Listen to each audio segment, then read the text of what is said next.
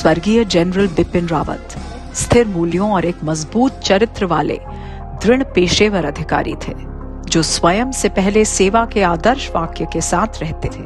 उनका जीवन उन लोगों के लिए प्रेरणा है जो मातृभूमि की सेवा करने के लिए उत्कृष्ट इच्छा और उत्साह रखते हैं। We have to get the bull by these horns and take them to task. The warning to Pakistan is, do not ever attempt such a misadventure anytime in the future, anywhere, anytime. Do not think of it. उन्होंने हमेशा दूसरों को सही मार्ग का चयन करने के लिए प्रोत्साहित किया, चाहे वो कितना ही कठिन क्यों ना हो। This was a big misadventure undertaken by the Pakistan Army in 1999. They did not appreciate the will and the intent of the Indian political establishment and the Indian Armed Forces. General Bipin Rawat का जन्म 16 मार्च 1958 को उत्तराखंड के पौड़ी गढ़वाल जिले के सैंच गांव में एक ऐसे परिवार में हुआ जिसके सदस्य भारतीय सेना में पीढ़ियों से सेवा कर चुके थे। उनके पिता स्वर्गीय लेफ्टिनेंट जनरल लक्ष्मण सिंह रावत 1951 में 11 गोरखा राइफल्स में कमीशन हुए और 1988 में उप सेना अध्यक्ष के रूप में सेवानिवृत्त हुए। उनकी मां श्रीमती सुशीला रावत उत्तरकाशी जिले से थीं। जनरल बिपिन रावत अपने माता पिता की पहली संतान, 3 भाई बहनों में सबसे बड़े थे। उन्होंने अपनी प्राथमिक शिक्षा देहरादून के कैम्ब्रियन हॉल स्कूल से प्राप्त की और शिमला के सेंट एडवर्ड स्कूल से पूर्ण की।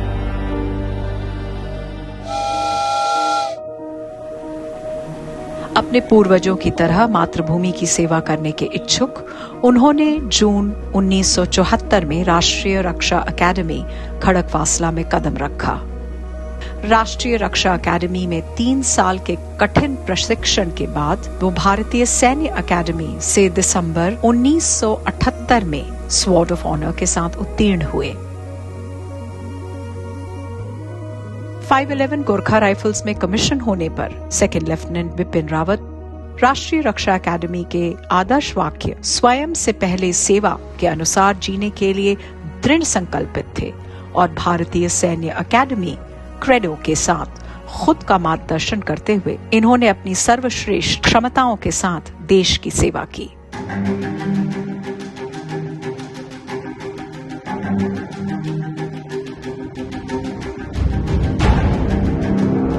एक युवा अधिकारी के रूप में वह कड़ी मेहनत और परिश्रम, पेशेवर क्षमता, बुद्धि, दृढ़ विश्वास, स्पष्टवादिता और साहस के दुर्लभ मिश्रण थे। हमेशा अपने मन की बात स्पष्ट, निष्पेक्ष रूप से और परिणाम से बेपरवाह होकर रखते थे। जब वो दोस्तों और सहकर्मियों के साथ होते तो वहां हमेशा भरपूर हंसी, ऊर्जा और उत्साह का माहौल होता। अधिकारियों और सैनिकों के बीच उनके लिए गहरा सम्मान था। उनके करिश्माई नेतृत्व कौशल से सब उत्साहित रहते थे। जनरल रावत अपने सैन्य कर्मियों के कल्याण के लिए परस्पर कार्य करते रहते। उन्होंने सेवा के प्रारंभिक वर्षों में अपने लिए एक मजबूत नींव रखी थी। भविष्य में कठिन परिस्थितियों को सफलतापूर्वक पार करने में इस नींव ने उनका साथ दिया।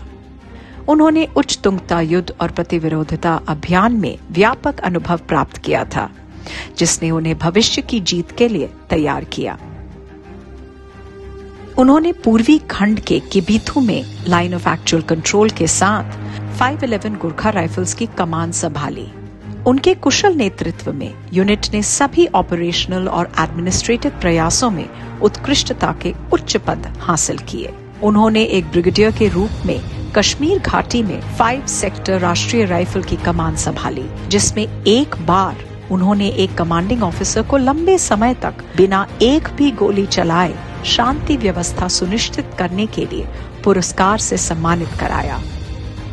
बाद में उन्होंने डेमोक्रेटिक रिपब्लिक ऑफ कॉन्गो में संयुक्त राष्ट्र शांति स्थापना मिशन में एक बहुराष्ट्रीय ब्रिगेड की भी कमान संभाली, जहां विद्रोहियों को उनके आने के कुछ महीनों के भीतर ही सरकार के साथ बातचीत करने के लिए मजबूर होना पड़ा।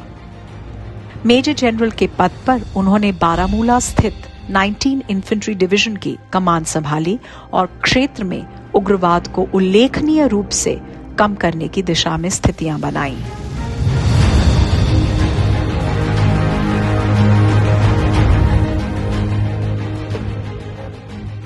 लेफ्टिनेंट जनरल के पद पर उन्होंने दीमापुर स्थित 3 कोर की कमान संभाली और 2015 में उग्रवादी संगठनों के खिलाफ म्यांमार के हमलों में महत्वपूर्ण भूमिका निभाई।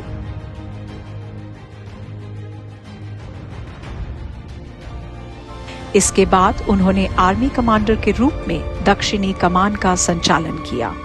उनकी दूरदर्शिता और पेशेवर क्षमता के कारण सितंबर 2016 में उन्हें सह सेना अध्यक्ष नियुक्त किया गया। इस दौरान उन्होंने पाकिस्तान के आतंकवादी ठिकानों के खिलाफ सर्जिकल स्ट्राइक्स को अंजाम देने में महत्वपूर्ण भूमिका निभाई, जो उड़ी घटना का करारा जवाब था।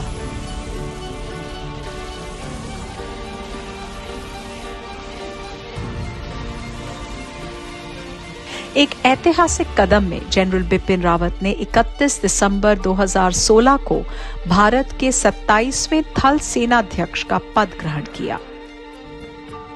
सेनाध्यक्ष के रूप में वो कश्मीर के पत्थरबाजों, आतंकवाद के खिलाफ या राष्ट्रीय हितों के विभिन्न मुद्दों पर अपने विचार हमेशा बेझिझक रखते थे। उन्होंने डोकलाम प्रकरण को भी साहस से संभाला, जिससे चीन की कोशिश नाकामयाब रही। We will not allow our territory to be invaded or intruded upon. Bharat के प्रथम चीफ ऑफ डिफेंस स्टाफ के तौर पर जनरल बिपिन रावत का चयन हुआ। उन्होंने 1 जनवरी 2020 को ये पद संभाला। जनरल बिपिन रावत तीनों सेनाओं के एकीकरण के प्रबल समर्थक थे। उन्होंने मजबूत संगठनात्मक पुनर्गठन और एकीकृत थिएटर कमांड का एक स्पष्ट रोड मैप तैयार किया। उन्होंने तीनों सेनाओं की व्यावसायिकता और युद्ध की तत्परता को बढ़ाने के लिए कुछ क्रांतिकारी कदम लिए। उनका उद्देश्य आधुनिकीकरण की चुनौतियों को सृजनात्मक रूप से स्वीकारना, तीनों सेनाओं और रक्षा मंत्रालय के बीच तालमेल बनाए रखना और देश के विरोधियों के दुस्साहस को विफल करने के लिए परिचालन तत्परता को बढ़ाना।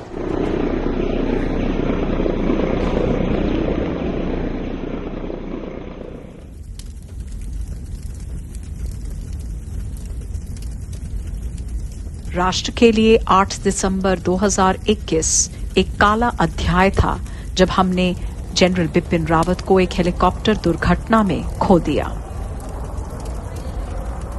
राष्ट्र की सुरक्षा में मन, कर्म और भाव से पूरा योगदान और भारतीय सशस्त्र बलों में क्रांतिकारी परिवर्तन की शुरुआत करने के लिए भारत के राष्ट्रपति ने उन्हें मरणोपरांत पद्म विभूषण से अलंकृत किया। जनरल बिपिन रावत एक करिश्माई जनरल और एक सच्चे सैनिक थे। उन्होंने 4 दशकों तक अत्यंत गर्व और समर्पण के साथ सेना की सेवा की। राष्ट्र की सेवा के प्रति उनकी प्रतिबद्धता अद्वितीय है। वो आने वाली पीढ़ियों को प्रोत्साहित करते रहेंगे। बाधाएं आती हैं आए, घिरे प्रलय की घोर घटाएं, पांव के नीचे अंगारे, सिर पर बरसें यदि ज्वालाएं, निज हाथों में हंसते हंसते आग लगाकर जलना होगा, कदम मिलाकर चलना होगा। जय हिंद।